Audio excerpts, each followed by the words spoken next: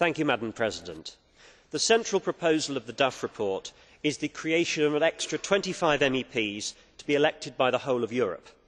I believe creating a new constituency covering the whole of the EU is democratically flawed.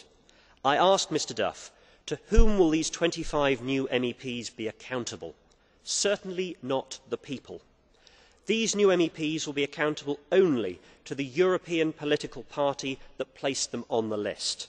They will speak on the party's behalf and answer only to the party hierarchy, not the people. Far from bringing Europe closer to its citizens, this proposal will increase further the divide between the ordinary citizen and the politics in Brussels and Strasbourg.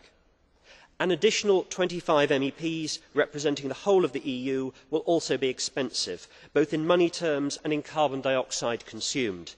At a time when the EU is seeking to reduce its carbon footprint, do we really need another 25 pan-European MEPs travelling across the whole of their new huge constituency? This proposal also places an extra burden on taxpayers. At a time of austerity, how do we justify spending millions more euros on extra politicians and their staff? Mr Duff also wants a new electoral authority to oversee the election of these new MEPs and an electoral roll for the whole of Europe. Have these proposals been costed? Of course they haven't. Conduct of elections must remain under the control of nation states. Madam President, the only beneficiaries of these proposals are the European political parties. Indeed, I would argue that Mr Duff wants to create these new MEPs and an election simply to give them something to do. The Duff report is undemocratic and expensive. It erodes the sovereignty of the nation states, and my group will oppose it. Thank you very much, Mr Fox. We have now 3 blue cards. Would you accept 3 questions?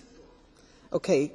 Colleagues, please be reminded, 30 seconds question. First is Mrs Sinclair.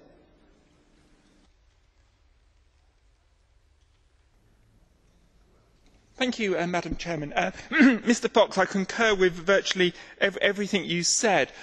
Would you also agree with me that the Commission mentioned that there could be some form of European office to coordinate these elections and a single electoral roll for the whole of the European Union? That is obviously dangerous towards a federal European state. And as your party is the senior party of government in the United Kingdom, can you confirm that your party will block this at Council at every opportunity? Thank you very much. The next question is by Mr Schmidt. Thank you, Madam President. Mr Fox, I think that I am accountable to those that actually have voted for me. And what is the difference for those that have voted for the 25 members? Aren't they accountable for them that they actually have been voted for? Is that so strange? Could you try to explain this for me? Who are you accountable for? Thank you very much. And the last question is by Mr Wieland.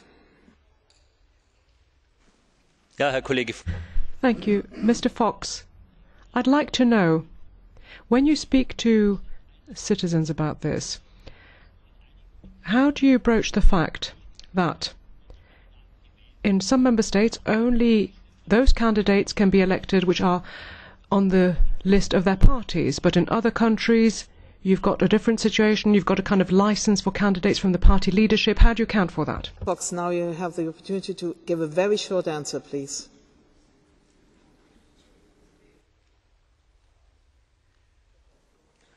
Thank you. In answer to Ms Sinclair, I say unequivocally yes, the Conservative Party will block that proposal.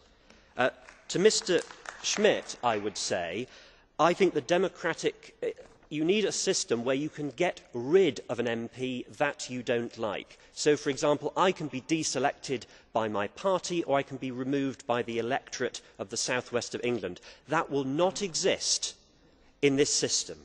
And to Mr Wieland, I don't think that ordinary citizens have any interest in this proposal whatsoever. It's totally disconnected to their ordinary concerns. And as far as I'm concerned, it's up to each nation state to determine the method of election of their representatives in this Parliament. Vielen Dank.